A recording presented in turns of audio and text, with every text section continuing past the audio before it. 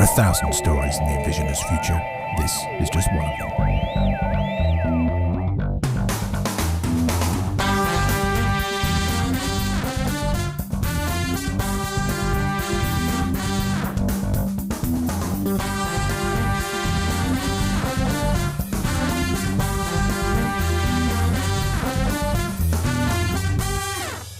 Oh, you know it's going to be a good show when you fudge the intro button. It's always a great start when that happens. How the devil are you? Dave Coplin here, back again with another dialing into the future of work. Remember, we're taking the long view on the future of work. We're talking about skills, and we're talking about education, and we're talking about remote schooling.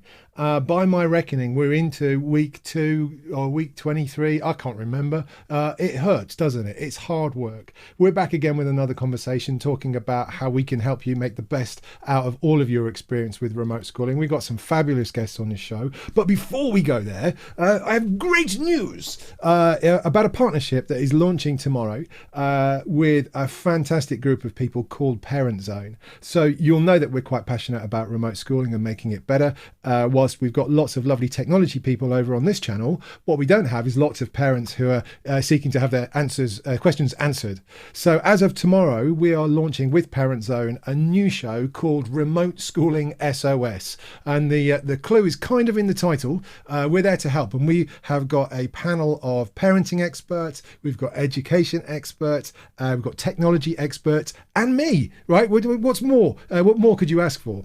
And so if you or someone you know is a parent or looking after kids and are worried about remote schooling, maybe they're worried about how to get the technology of remote schooling working, maybe they're worried about, why does the school keep sending me all this stuff to print out? What's with that? Or maybe you're worried thinking about, if you go back to what Ian Phillips was talking about a couple of weeks ago on this show, is how good is good enough when it comes to remote schooling?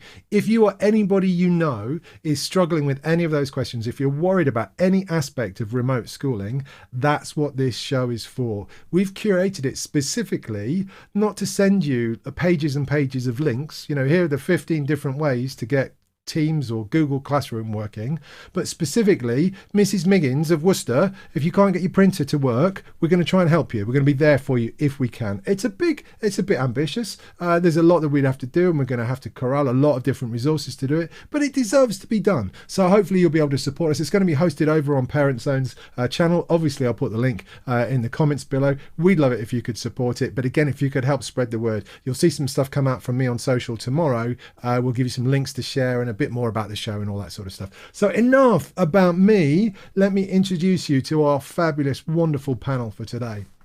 So I am joined by two wonderful, and I've just found out, and I should have realised, ex-colleagues, old friends. We shared some time together at Microsoft. So we have Toni Kent and Nick Page. Toni, let's start with you. How the devil are you, Toni? I'm good, thank you, Dave. I'm in a room by myself and the door is shut. And I can't hear my children. Excellent. Is that like the perfect end to a remote schooling day? Yeah. And someone else is doing the cooking. It's just, I'm winning. At this point in the day, I'm winning. I wasn't this morning. Excellent. Toni Kent, #winning. Right, we'll take that. Yeah. Nick, how about you, man? How you doing? Before I introduce myself, I have to say, Toni, in my experience, when people say that, that's normally a recipe for disaster. That's when the kids kick off. Yeah. #fail. Yes. Nick Page, my door is shut, but I have older kids, and they are quite settled in their own rooms, and I'm sure will not be bothering me, unless they want to print out from the printer down here, which is possible. Which is always good. And look, the reason Toni and Nick are here, a number of great reasons, actually. So they're the kind of people who care enough about what we're talking about to say, hey Dave, listen, I'd like to help out. How could I be involved in what you're doing? So always good in my book. Secondly, have some really important and specific points of view and perspective and insight about the kind of challenge that we're all facing. So if you remember, the whole sort of gambit of what we're trying to do here is to make remote schooling, if you'll forgive me kids, just a little less shit. That's our ambition. Just anything we we can do to help is why we're here. Toni, I'm going to pick on you to start with, because you made a comment a few weeks ago when we first started doing this show about the concept of the timetable and whether the timetable was fit for purpose in remote schooling. And I was really taken by that. Do you want to talk a bit about that? Yeah, sure. So one thing that struck me is I've worked from home for about 9 years now, and my husband also works from home. And it took us about 6 months to figure out a way to make that work without killing each other. But what I found is that we're at a point now where remote working, people are saying, well, you do work when it works best for you and when you have your energy levels at when they're optimal, and it gives you flexibility and freedom. And then there's my two kids who are at secondary school, and they have lunch at 1:30. Now, this is what they do if they were at school, but when you're at home, people start raiding the fridge from midday, and it just seems mad to me that we are trying to replicate what is essentially an in-person analog experience, going to school, following a timetable, um, and trying to make that happen in the home. So at a time when we discovered that video was amazing, so we've got teachers who've been recording and uploading lessons to YouTube to be consumed as and when it works. At a time when the Open University's been going for 60 years, and we know that learning can be delivered in that way, we're expecting our children to sit at a screen from 9:10 until 3 o'clock. Makes no sense. Yeah, absolutely. And Nick, I know you'll relate to this. The other thing that we also know as adults, technically speaking, is just how much it sucks when you have a day full of video calls. Do you know what I mean? Back-to-back video calls. And it was only when you made the point that I suddenly realised that actually, I would hate it if all I had was back-to-back video calls. And then I sort of look over at my son and I'm like, oh yeah, that's what he's got. He's basically got back-to-back video calls all day. So it's just terrible, isn't it? And look, whilst I get the challenge, is about scheduling and it is about sort of the regular routine that we require. I think the point that you make is really well made about having people engage with content that isn't necessarily live and have the teachers really lean into that. I think that's such a crucial part of this. Nick, I know you've got some thoughts on this. I also know that you're slightly implicated in this, your wife being a primary school teacher as well.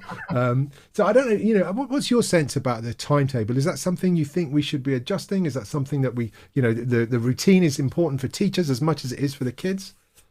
See, it seems to really vary from school to school. I mean, if I think about my wife's school, I mean, my wife pre-records, packages everything, all her content. So I don't think she's yet delivered any live sessions to her kids. But then there's other schools I know who are doing that, and I mean, I suspect everyone's just trying to do the very best they can with the limited amount of time they have available and what they're familiar with. But I'm kind of with Toni. It seems to me that we need to think about, okay, what is the best use of online, Zoom, Teams, whatever it may be, and what is the best use of offline?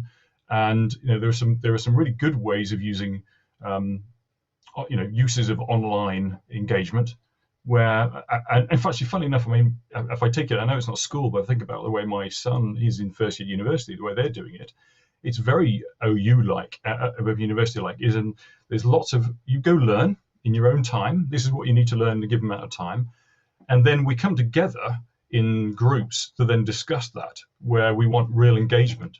And I mean, I suspect that won't work so well for really young kids. I don't know, but that seems to be really a good, effective use of the digital and the offline, and also then gives the flexibility that Toni's talking about as well, which is really important. Yeah, it's hard though, isn't it? Because I've got a sense that part of the problem is is the expectation of parents as well. And look, there's a number of scenarios. I know there are parents who, and it was in the papers this week. And Toni, I want to talk to you about social mobility in a bit, but you probably saw, I think it was in the Guardian, it was some of the issues about single parents, and in particular single mothers who are struggling to keep up with their job and homeschooling, talking to their employers about, can I get furloughed or semi-furloughed so I can do better?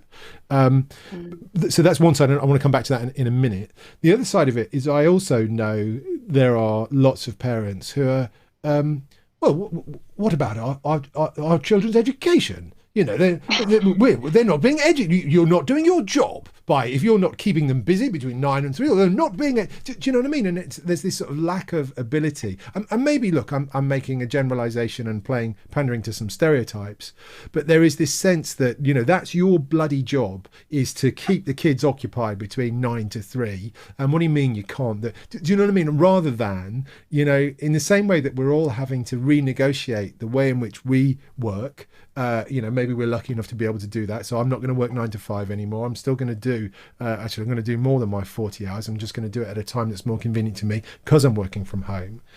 It's just having that more open-minded about how we approach our education. Do you think that's part of it as well? Or am I just making that stuff up because it's good comedy? No, well, I would agree, because I think, I hear a lot about there are different approaches to learning. You can have a child-centered approach. I think Montessori do that. The child decides. There are children that perform better in a classroom environment. There are children that perform better actually being at home, being outside of the school environment suits some children a lot better. So I think it's an opportunity to say, how could we deliver truly blended learning that works for everybody? So of course there are children that need to be in school because their parents cannot work from home, so that makes sense. But at the same time, we need to be thinking about how else can we deliver learning. The technology is there, so why don't we think differently about how we deliver that? We've done it with work in a very short space of time. Yeah, no, absolutely. And it's funny, we just had a comment in from one of the audiences, Toni, and Toni Cox. You might actually know Toni. Again, we all work together, so so you do know Toni. Brilliant. So Toni's saying, look, is the problem more fundamental than the timetable? Isn't really the curriculum isn't really fit for purpose for a remote world, and certainly you can think about secondary education in particular. How challenging that is. I mean, as you know, we've been remote schooling since last March, and so the concept of doing science practicals is really challenging when you remote school. But actually, once you sort of learn to sort of deal with that, you realise that there's already some great content that is going to be better than a live streamed classroom, and start to sort of change around there. But I think the point's well made, Toni, that the curriculum doesn't reflect it, but you pull that thread, and actually then we're into Ian Phillips's favourite area, which is, well, hang on a minute, but the curriculum exists in order to pass the exams. So it's not the timetable, it's not the curriculum. Maybe it's the way we measure performance that is the real issue. So that's quite a big bombshell. I'm quite pleased.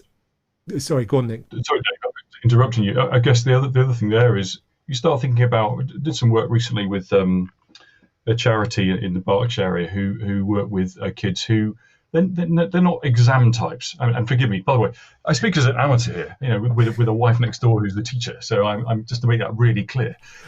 But they're the apprentice. They're ones who thrive on apprenticeships. And I heard telling me only last week that. As my daughter was saying, something like 30% of all apprenticeships are now, the courses are stopping. And they're not temporarily stopping, they are stopping completely, which worries the hell out of me. But I guess the reason is because they're becoming almost impossible to deliver.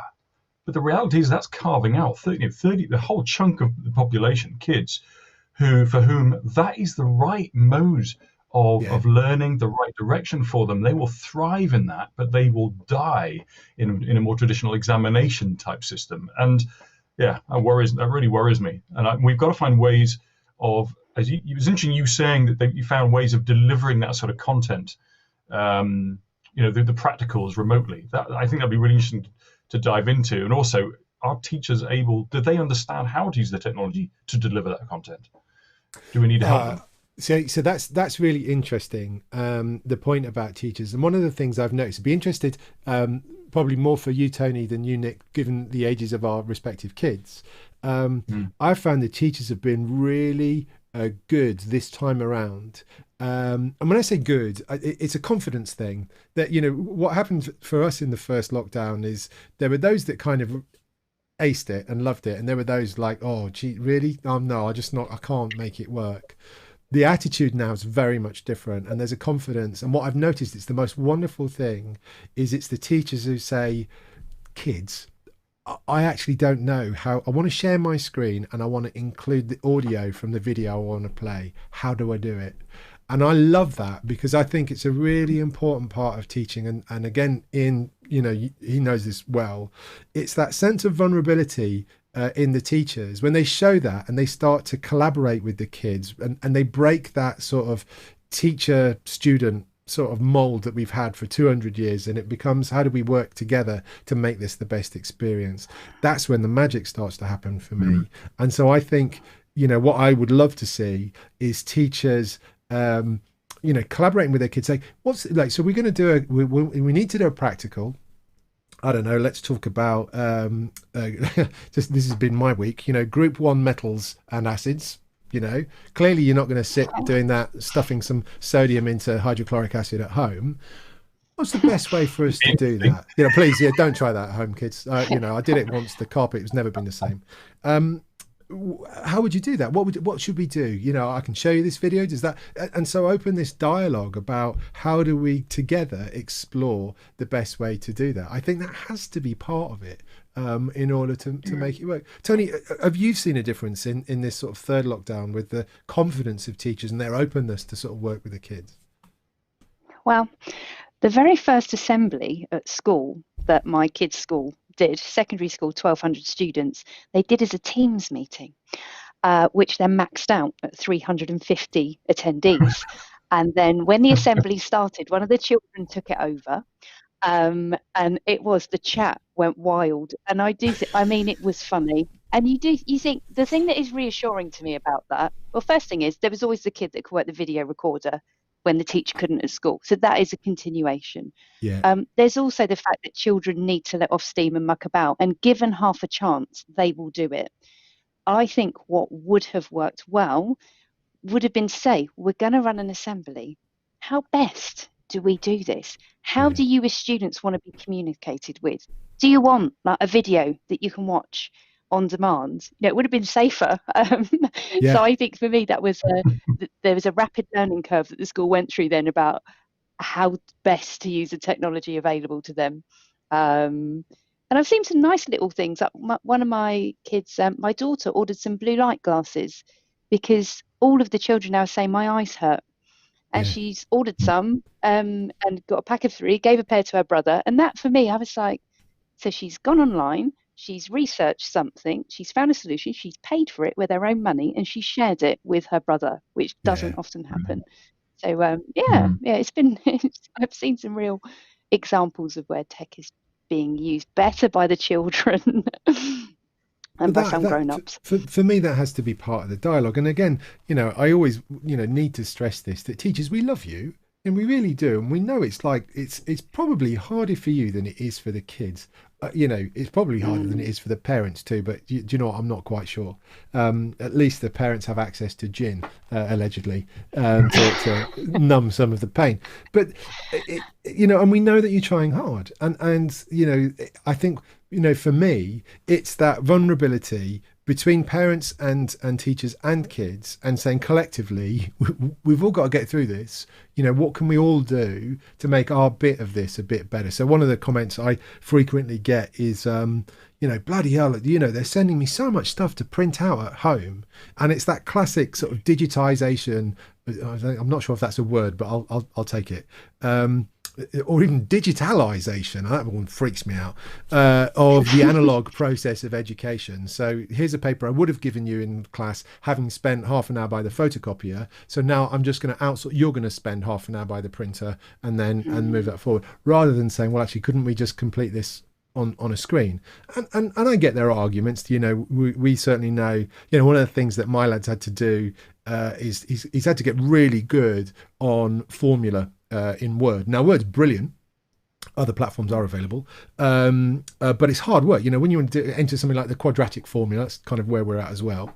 There's a lot going on in order to do that, when actually you can quite easily write that down. And so I get that that's hard, but it's kind of learning those things and having those experiences and sharing those ideas together to try and figure out what's best. That is where this stuff works. And I think that for me really is the legacy of what we need to do. So let's change gears, and Toni, I really want to come to you. And one of the big reasons I wanted to get you on the show was to talk about your sort of background and passion around social mobility, because the thing that the pandemic has really brought home to me and to lots of people is the unfairness of it all. And, in a world where we're doing remote education, it's only the kids that have got access to the connectivity, to the devices, that are going to be able to thrive and to do well in their education. Those that don't, are going to struggle. How is that fair? Talk to us a bit about what you're seeing and some of the things that we need to be thinking about to make that better. So I guess a couple of observations, I suppose. So my background is I have a low socioeconomic background, and my dad died when I was 14, so that happened right in the middle of my GCSEs. And one thing that I do observe, and I have learned, is that children are so resilient. So my education was massively interrupted and negatively impacted. However, I have gone on to carve out a wonderful career for myself in technology. But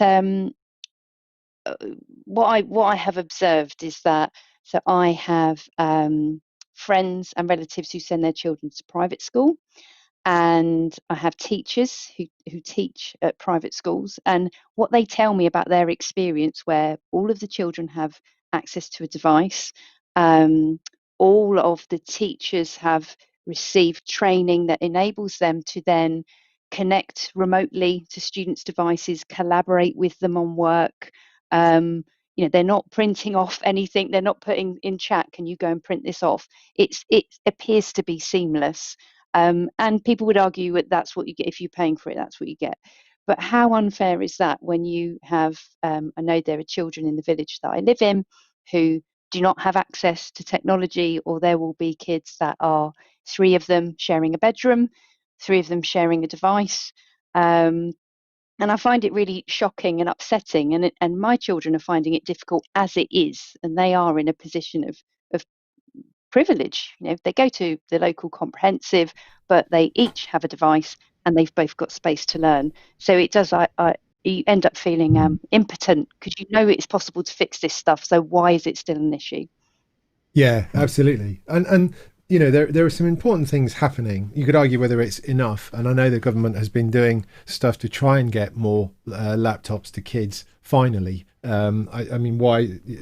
I don't know if you remember, but they announced and this isn't a political rant, but they announced an investment package into schools in the first lockdown, but it was on bloody buildings. It was just absolute madness. And then we are where we are now, and next week we're going to be talking to some guys who are trying to help connect people with surplus equipment to those that need it. But it seems to me that there is kind of like a basic right. If technology is going to become a foundation of education, so that's a big shift, right? Because right now, technology is the thing that you learn about when you're in the ICT suite, or up until the pandemic it was. So we're moving that sort of stuff into that world. Then does that mean that we need to find a way to make sure that people do have access to both the connectivity and devices? I know right now, for example, the government does have a provision for people who have no broadband, but there are a series of criteria that you have to meet.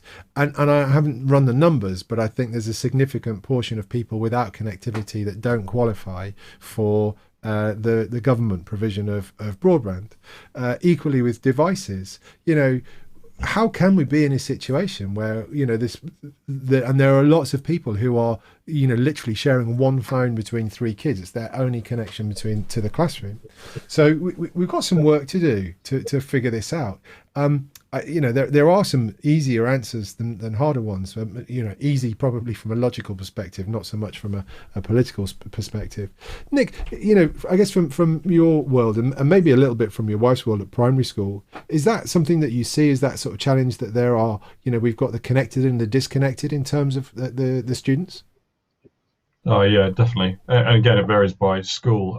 It was about a year and a half ago. Did a little bit of work with the Learning Foundation, who set up something called DAFA to go and to look at this very issue. And some of the stats that they throw up were a little bit. I was staggered when I first heard it. Like, I think 7%. And bear in mind, this was like mid 2019, but I can't imagine it's changed that much. 7% of 5 to 15-year-olds in the UK have no fixed broadband access, and we're relying on a mobile phone connection. And I think it worked out 160,000 plus 5 to 15-year-olds have no connectivity whatsoever at home.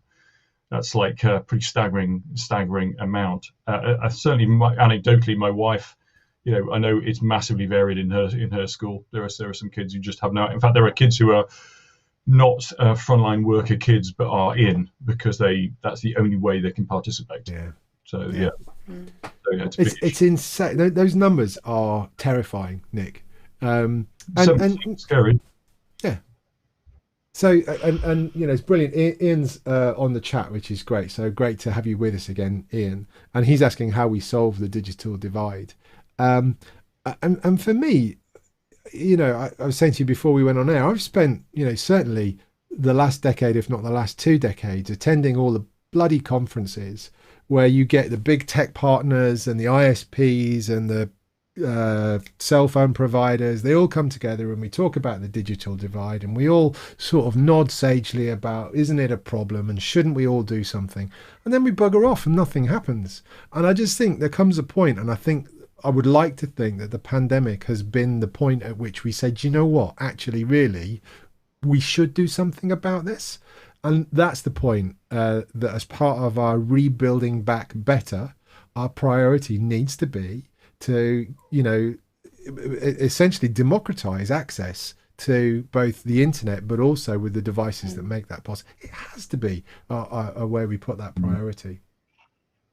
And just, I guess, kind of to that point, something that struck me was I did stand up for a group of sixth form students on the topic of social mobility, and at the end, one of them said, "Is there poverty in this village?" Which amazed me, because at that point it was already invisible, and the teacher said to me that happens. Like, you get to sixth form, and the children who are more privileged than others are the ones that are there. And if we've got children that can only access the classroom online, they're going to become invisible as well if they haven't got access to that. And that does really worry me, because I think, like you say, this is solvable, but it's how do you do it? There's plenty of money and there's plenty of tech and devices. It's all floating about out there. So I think, by democratizing it, making it, as important as having running water, I think it's I'm not wishing to put any company on the spot, but we all work for Microsoft, so I'm going to put slightly on the spot here. And it's probably changed, right? But I remember how Microsoft used to get rid of, going back quite a way, their old tech, and actually they basically gave it, probably sold it for a nominal amount to a company, who then no doubt then made a profit on it. Now, I'm not saying that's how they do it anymore. I wasn't involved in that, in that, so I'm just anecdotally saying that. But you sort of go, I mean, come on, most companies, maybe it's every 3 years rather than every 2 years now they churn equipment. But you know what? 3-year-old equipment's still perfectly good. If that was just directed in the right way, I do think I work in the world of digital identity and tech standards, stuff like this, and it's not dissimilar in that we have the same issue, which is you've got organizations all stating their intent. They want to be part of this. They want to solve this problem because they can, but they want to do it slightly nuanced to suit themselves, right? And you need, therefore, a framework which is, overseen by the government to ensure that, yes, there's competitiveness within them, but we're all going in the same direction. And it's going to need to be the same thing. It really is. Sadly, I don't believe that commercial enterprise by itself will achieve it. I don't think government will achieve it all by itself. It's going to have to be working together. Yeah, no, I think that's exactly right, Nick. And I think it is, And this is where the complexity has laid before, because, well, this is a problem for the ISPs, isn't it? Really, we're talking about connectivity, and they're like, well, no, actually, it's a problem for the carriers. It's BT and Vodafone and E and all that. There's them. And it's, oh, no. It's the tech companies. It's Microsoft. It's Google. Do you know what? It's all you buggers, and between you. You all have the ability to fix this. And I'm not going to say led by the government, because that would be naive, and that's not a political statement. It's government needs to be helped with the answer, and they need to be helped not by any one element of the industry, but by people who span those areas to say, look, this is what it's going to take. And I mean, your point, Tony, is well made about running water, because we are that. How many people, I'm sure now, their purchase criteria when they're looking for a house, what used to be relatively near the bottom, although I must say not for me, would have been, broadband connectivity. That's going to be like number one now, right? Wherever I live, unless I've got, decent connectivity, why would I want to live there? That's madness. Jazz is David, go on. Sorry, Dan, I keep interrupting you. Sorry. Yeah, so no, it's fine, Nick, and it's kind of how this works, right? So that's fine. But we've got Jazz on the chat talking about connectivity and talking about, one of the options about, we've seen this before about how BT and Virgin and they allow, your home hotspot to become a public hotspot. So more of that, absolutely, is part of that, isn't it?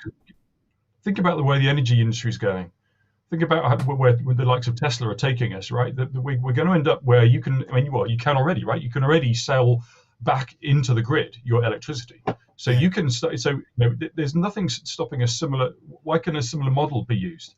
So, if it is that you want to be recompensed for, some neighbors using some of my broadband, and there's a contribution to the amount that they use. I mean, those things are all doable. I've been quite surprised. No, surprised. I've been pleasantly surprised, is that the right word?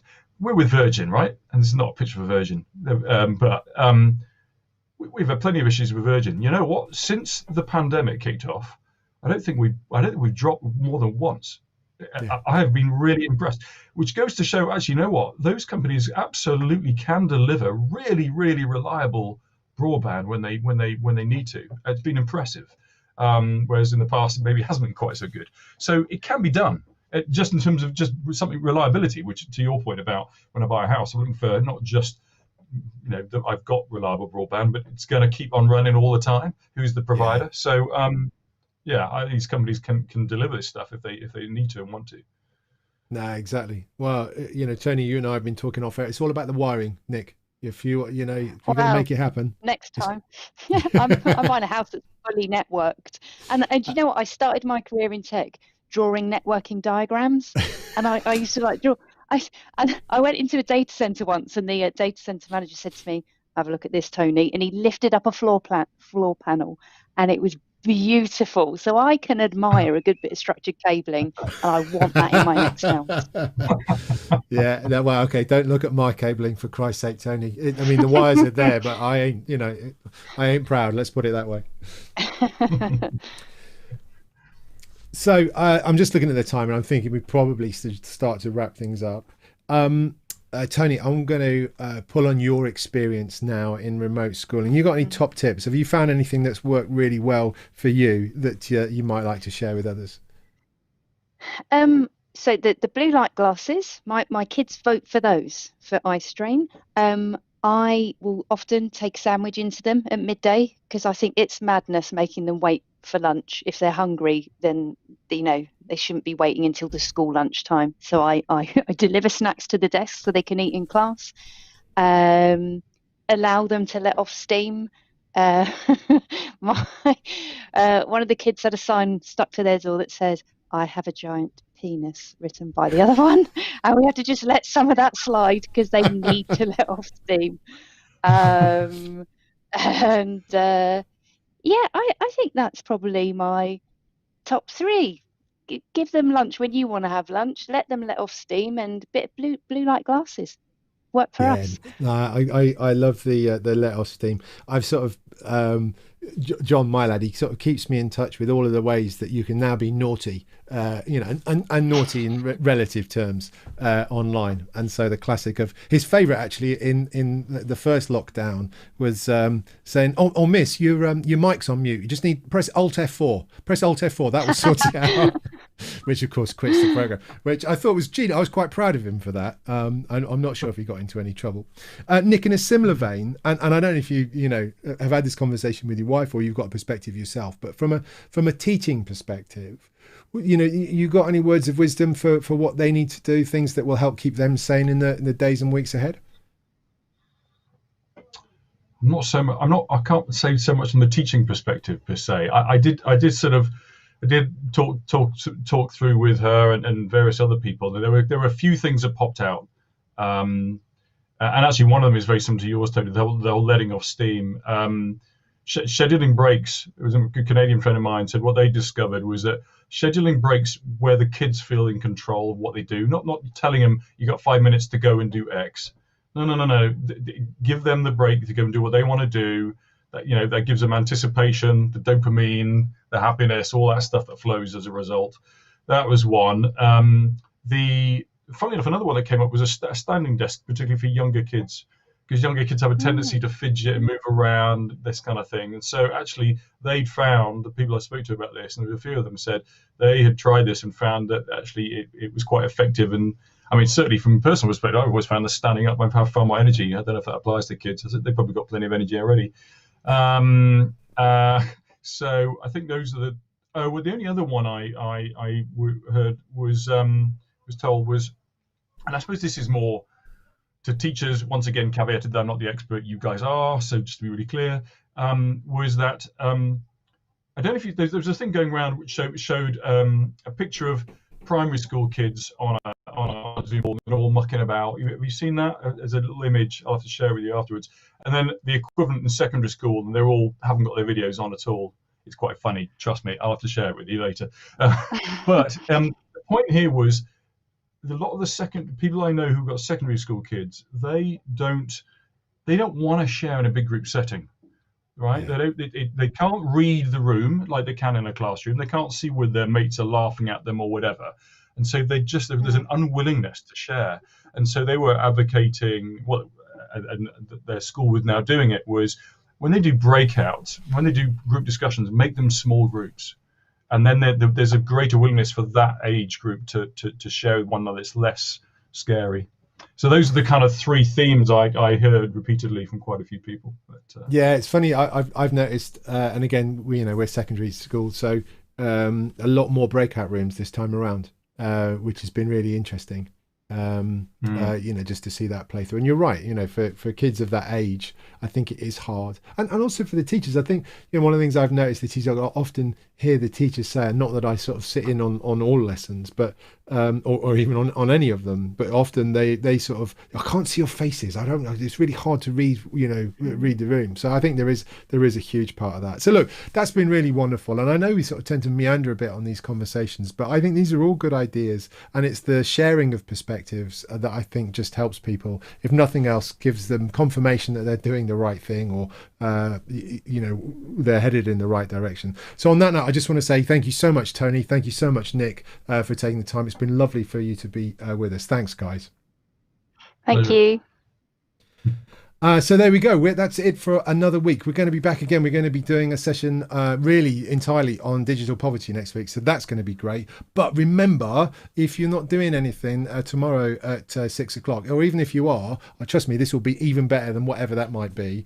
The great sort of conversation with Parent Zone, really aimed at trying to actually help people. So if you've got questions, if you know people have got questions, send them over. I'll put the email address in the notes as well as the link to the show. It's over on the Parent Zone channel. We'd love it if you could join us. We'd love to see you again next week. You know the drill. If you've enjoyed it, give us a like, subscribe if you haven't already. It's always helpful to see those numbers tick up. Thanks for joining, and we will see you all again next week. There are 1,000 stories in the Envisioners' future. This is just one of them.